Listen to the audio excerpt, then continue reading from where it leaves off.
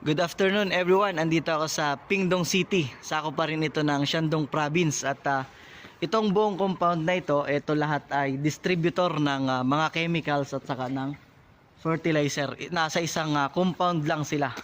At dito ay walang pumupuntang farmers or mga retailers para bumili.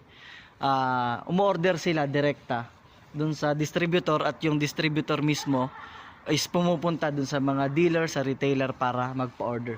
So makikita nyo, yan yung entrance. Tapos ito, yan, malaking building ng isang distributor. Tapos distributor, tindahan yan. So yan, papunta dun. Yan, ito isang malaking distributor to. So ito yung area.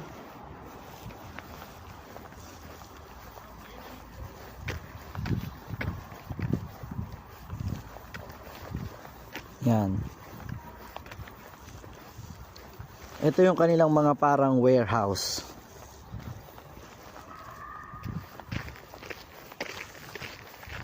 Yan, papunta doon. Ito pa. Yan. Also distributor.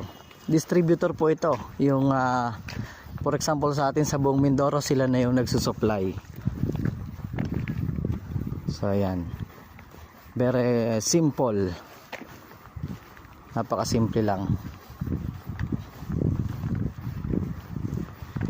And then ito yung pinuntahan natin, si Sir Lee, siya yung may-ari nito. And then ito naman yung kanyang service. Kapag pumupunta siya sa mga retailers, dealers, kapag may order, siya na rin yung nagdadala. And dahil walang OTC dito, wala tayong makikitang mga sales lady. So yan, yung kanyang store. At syempre available dito yung ating Kokoli.